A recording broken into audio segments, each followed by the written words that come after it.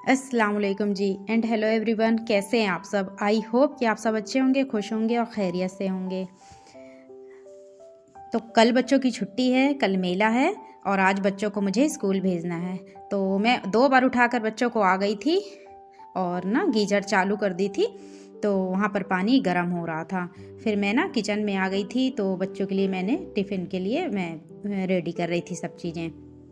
चाय मेरी चढ़ चुकी थी, चाय पक रही थी और आटा गूंद रही थी, मैं आटा लगा रही थी। तो मैंने ना हस्बैंड को बोला कि आप बच्चों को उठाइए, क्योंकि ना ये उठ कर के जो है ना दोनों कम ब्लैंकेट के अंदर घुस जाते हैं ना, तो फिर ये गरम गरम रहते हैं ना, तो ये उठते नहीं हैं।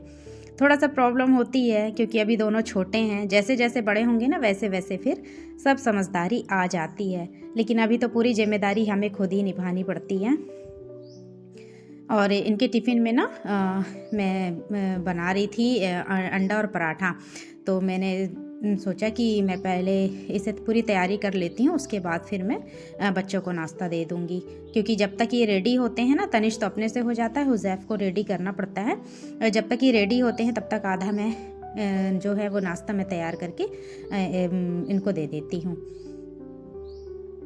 और काफ़ी लॉन्ग टाइम के लिए स्कूल जाते हैं ना। अब इस समय पे इनकी 9 बजे आती है गाड़ी। तो अब रेडी करते करते ही इतने फास्ट दिन गुजरते हैं कि कुछ समझ में ही नहीं आता है। और मुझे जो है ना वो थोड़ा सा जो कपड़े वगैरह निकले हुए थे ना, उन सबको भी जमाना है। तो बस लास्ट में ना मैं वही करूँगी और एक एक कपड़ों को ना मुझे अच्छे से जमाना है। तो मैं यहाँ पर धनिया पत्ती ले आई थी ऊपर छत से जाकर। प्याज और धनिया पत्ती मैंने कट कर लिया था। और बच्चों को ना मैं हरी मिर्च डाल करके नहीं देती हूँ, क्योंकि मेरे बच्चे ना हरी मिर्च रहती है ना तो फिर छोड़ देते हैं। तो पिसी मिर्च का मैं यूज़ करूँगी यहाँ पर। और मैं अच्छे से अंडा को फेंट लूँगी और ना फटाफट से मैं इनके अंडा और पराठा बना करके ना और टिफ़िन में रख देती हूँ, तो ये दोनों बड़े शौक़ से खा लेते हैं। और हेल्दी भी होता है, क्योंकि डेली डेली मतलब कुछ उल्टा सीधा भी मैं नहीं देती हूँ, ना चाउमीन, ना तो मैगी, ना पास्ता, क्योंकि इनके स्कूल में ज़्यादा नहीं चलता है। और पोहा वगैरह मेरे बच्चे खाते नहीं हैं। मैं दूसरी बार जा कर के बच्चों को और उठा कर आई थी। बच्चे उठ गए थे, ब्रश वगैरह कर रहे थे। फिर मैं इनके लिए बना रही थी पराठा, क्योंकि जब तक ये पराठा खाएंगे ना तब तक जो है वो मैं इनका टिफ़िन पैक कर दूँगी। और इतने शादी में ना क्या बोलते हैं, इतने सारे जो हैं वो कपड़े उतर गए थे, तो आधे ना मैंने धो लिए थे। अब ठंड इतना ज़्यादा हो रही थी ना कि मतलब मेरी तबीयत खुद भी ठीक नहीं थी बहुत ज़्यादा। जब से खांसी आना शुरू हुई है ना तो बंद ही नहीं हो रही है। मैंने घर की भी दवा काफ़ी की है, लेकिन कुछ हद तक कम हो गई है। और नए नए जो कपड़े हैं ना वो मैं बांध करके ना अभी रख दी हूँ। थोड़े बहुत ही धोई थी। फिर तनिष्क का बर्थडे मनाने के लिए हम लोग चले गए थे, वो भी कपड़े उतर गए थे।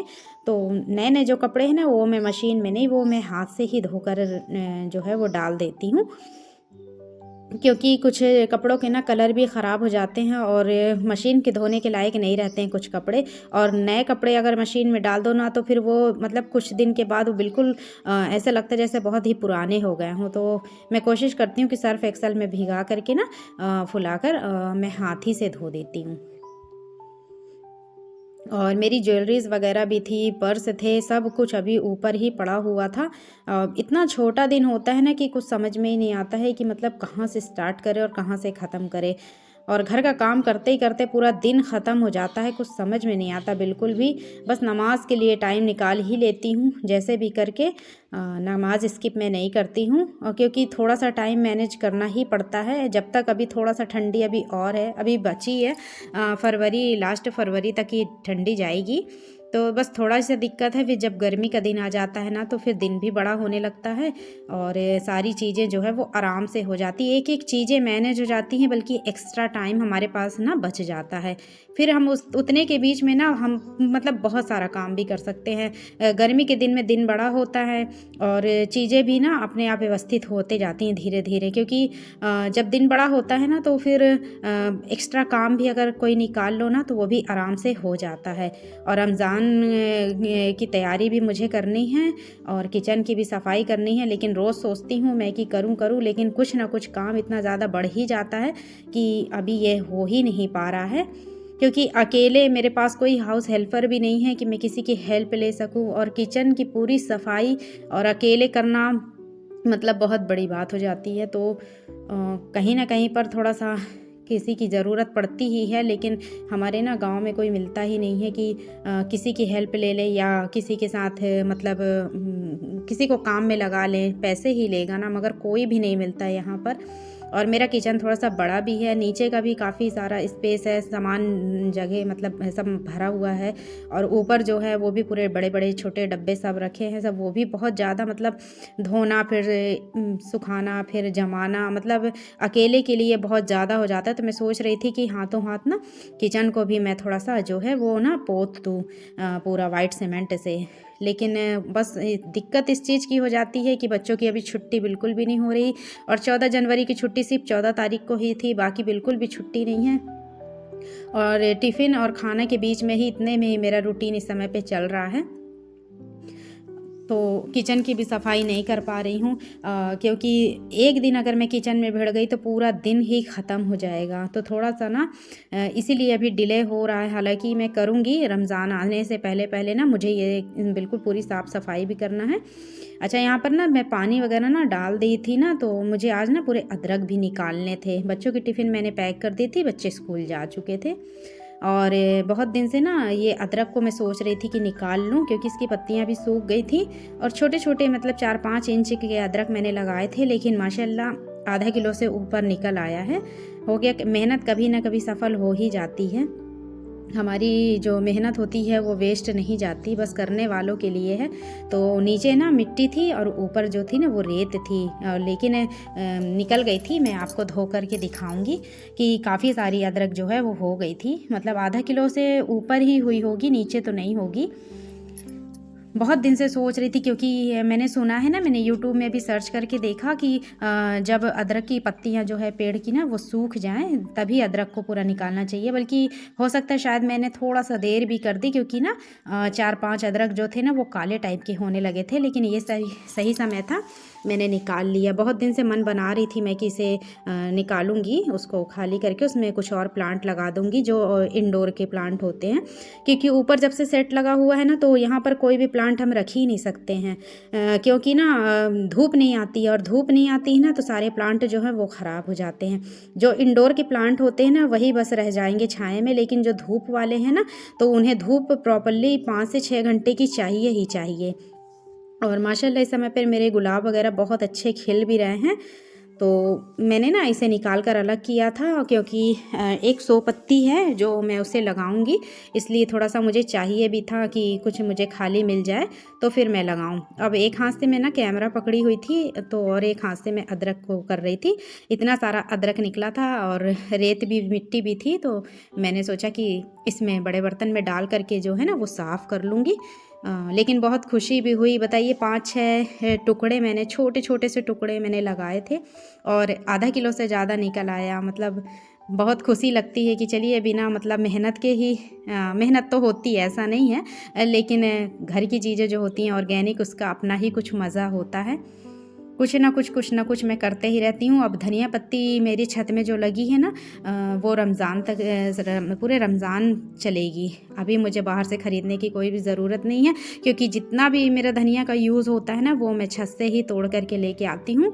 4-5 चीज़ों में मैंने लगाई हूँ ना, तो लाल भाजी धनिया पत्ती एक में कर दी हूँ, और मिर्च भी अच्छी फल रही है, माशाल्लाह बहुत ही अच्छी हो रही। कुछ भी लगा दो ना, बस थोड़ा सा मेहनत करनी पड़ती है, खाद वगैरह पानी का विशेष ध्यान रखना पड़ता है, लेकिन चीज़ें जब हो जाती हैं ना तो बड़ी अंदर से खुशी भी होती है कि चलो हमारी मेहनत जो है वो सूल हो ही गई।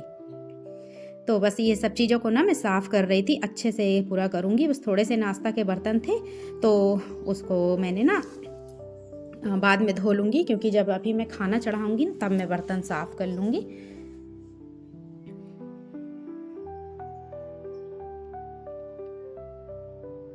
और मैंने ना थोड़ा सा देर कर ही दिया था, क्योंकि ना 2-3 अदरक के टुकड़े हैं, मैं जैसे दिखा रही हूँ, ये काले थोड़ा सा, लेकिन अंदर से सही थे। मैंने चाकू से छील कर देखा तो सही था, तो मैंने कहा अदरक वो चाय में डाल दूँगी ना तो जो अभी काले काले दिख रहे हैं वो यूज़ में हो जाएंगे। बाकी इतने बड़े बड़े हो गए थे, बहुत ज़्यादा खुशी लग रही थी, बहुत अच्छा लग रहा था। फिर ना मैंने उसे धो करके ना दाल चढ़ा दी थी, दाल चढ़ाने के बाद ना मैं आ गई थी मैं अपने कपड़े रखने। हुज़ैफ़ के मोजे थे, बच्चों की जर्सी थी और मेरे भी कोट वगैरह थे ना, तो मैंने सोचा आज अब इस टाइम निकाल कर मैं इसे सब जमा ही देती हूँ, क्योंकि करना तो अपने को ही है, लेकिन समय पे मतलब नहीं हो पाता कुछ चीज़ें ना, तो फिर वो फैली लगती हैं और पूरे घर में अगर फैलान फैला है ना, तो फिर वो चीज़ें ना कहीं न कहीं वहीं पर नज़र जाके अटक जाती कि मुझे साफ़ करना है, साफ़ करना है।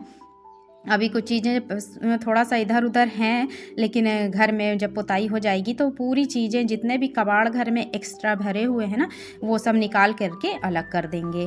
तो बहुत सारी जगह भी खाली हो जाएगी, स्पेस भी मिल जाएगा और फिर ना बिल्कुल अपडेट कर देंगे, सब अलग तरीके से जमा देंगे, कहाँ पर क्या रखना है, पूरी चीज़ों को ना व्यवस्थित करना है अब की बार।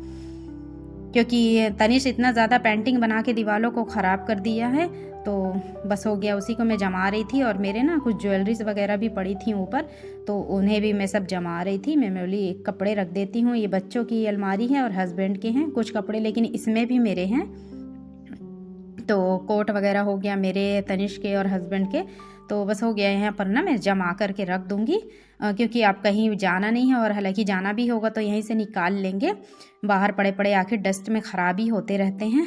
और तनिष की 4-5 शर्ट भी थी ना, तो उसमें भी मुझे प्रेस लगाना था और हुज़ैफ़ के भी कपड़े में प्रेस करना था, क्योंकि अभी इनका 26 जनवरी आ रहा ना, तो उसकी प्रैक्टिस होने लगी है स्कूल की, डांस वगैरह की। तो मुझसे कह रहा था कि मम्मा आप अपने मोबाइल में ना डाउनलोड कर दीजिए उसके सॉन्ग को, तो वो रिहर्सल करेगा। बहुत अच्छा डांस करता है तनिष, बहुत ही बढ़िया करता है। अब की बार जब वो मंच पे डांस करेगा तो मैं उसकी वीडियो ज़रूर अपलोड करूँगी। माशाल्लाह, अल्लाह पाक ने हर इंसान को कुछ ना कुछ अदाएँ दी होती है, पर मेरा बड़ा वाला बेटा जो है ना, वो डांस बहुत अच्छा करता है। हो सकता है अल्लाह पाक उसे किसी और चीज़ में तरक्की दे दे। खैर, माँ बाप की दुआएं कभी वेस्ट नहीं जाती हैं। तो मैं पूरा कपड़ा ना जमा करके रख दी थी और एक्स्ट्रा जो भी निकला था ना मैं रख दी थी, और पर्स वगैरह भी था ना, तो उसे भी मैं सब जमा के रख रही थी, क्योंकि बहुत सारी चीज़ों को मैंने पहले ही भी रख दिया था, लेकिन जो थोड़ी बहुत बची थी ना, तो उसको भी मैं रख रही थी, क्योंकि ना एक हमारे घर में चूहे ने एकदम आतंक मचा के रखा है। स्टोर रूम में पता नहीं क्या क्या चीज़ काट दिया है, बहुत सारी चीज़ों को काट दिया है, तो दवा रखनी है। तो मैं बिल्कुल भी नहीं चाहती कि नए कपड़े जो हैं ना वो ख़राब कर दे काट के, और इतने महंगे महंगे कोट हैं, ब्लेज़र हैं, तो अगर एक बार काट दिया ना तो फिर बहुत ही ज़्यादा दिक्कत हो जाएगी। लेकिन मिल भी नहीं रहा, मैंने उसे स्टोर रूम में बहुत सामान हटा कर देखा, लेकिन मिल ही नहीं रहा है। लेकिन एक रात में कुछ काटने की आवाज़ आती है, तो मुझे लगा कि शायद ये है और ये अभी आतंक मचा रहा है।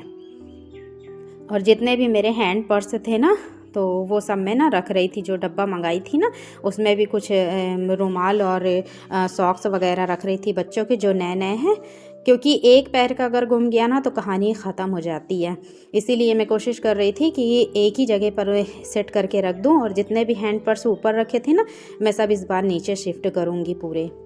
कुछ पोटली पर्स हैं, कुछ हैंड पर्स हैं, तो बहुत ही अच्छे अच्छे हैं, बहुत प्यारे प्यारे पर्स भी हैं। तो एक बार मैं इनको अच्छे से रख दूंगी जमा करना, तो फिर इनकी अभी मुझे ज़रूरत भी नहीं है, क्योंकि जो डेली यूज़ के लिए होता है ना वो मैं ऊपर ही निकाल लेती हूँ, लेकिन जो शादी पार्टी के वाला होता है ना उसे मैं अच्छे से पैक करके रख दी थी।